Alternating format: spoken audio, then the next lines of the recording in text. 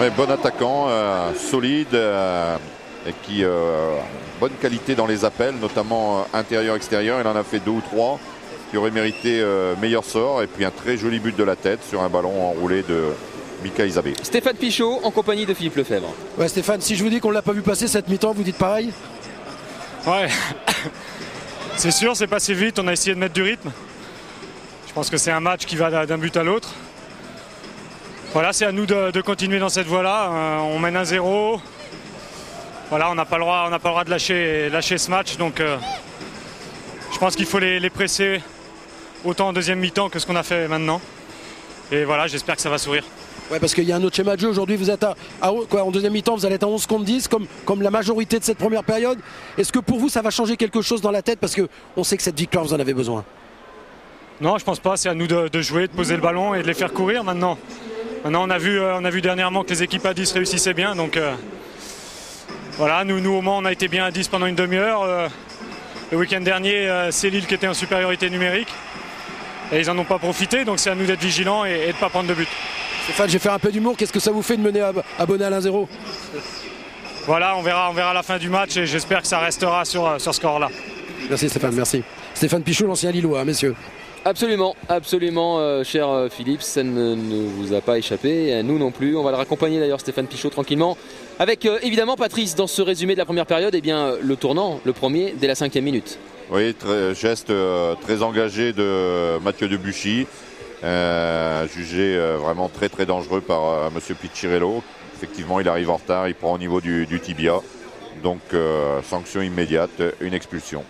Alors Sochaux qui avait mis du temps pour vraiment démarrer sa rencontre au Mans la semaine dernière et qui là évidemment en supériorité numérique va se montrer par moments dangereux comme ici avec Julien Carcia, l'international espoir mais qui trouve sur sa route Grégory Maliki. Sochaux qui va insister avec ce bon ballon ici de Sen, Carcia et enfin Erding et la bonne sortie de Maliki. Effectivement, Grégory Maliki 2 ou 3 fois par ses sorties a retardé l'échéance. Et effectivement là, très bon appel de Erding, bon ballon piqué. La réaction tout de même des Lillois qui montre quand même de l'envie, même à 10 contre 11. Le ballon repoussé par Perkis, la reprise d'Aubragnac qui n'inquiète pas Teddy Richer. Non, Lille a été dangereux sur 1 ou 2 coups de pied arrêtés, mais dans le jeu a eu difficulté véritablement à se créer des occasions. Et beaucoup de ballons qui sont passés dans les pieds d'Isabé qui ici trouve Carcia, ou plutôt Erding, pardon, Erding qui estime avoir été déséquilibré par Maliki. On a revu plusieurs fois, il n'y a pas eu faute de la part du gardien lillois.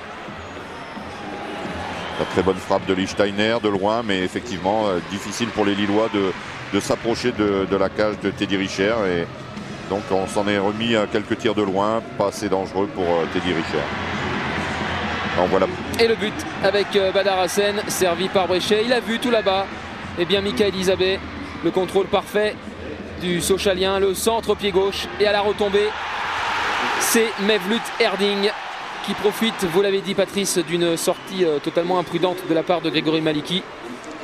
Oui, action très très bien construite, partie de derrière avec Jérémy Bréchet, un relais.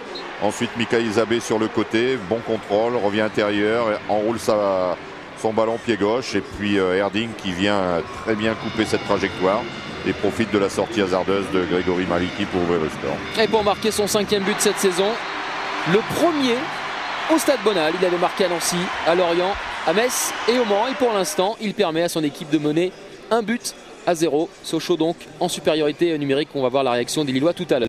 Avec Miralas évidemment qui s'échauffe. On rappelle que Fro étant tout seul en pointe et qu'il faut prendre des risques forcément Patrice avec cette physionomie de rencontre. Ouais, je pense que Claude Puel va changer quelque chose en deuxième mi-temps parce que là dans cette configuration telle qu'elle était en première mi-temps, à mon avis peu de chances de revenir au score, donc là il faut faire quelque chose.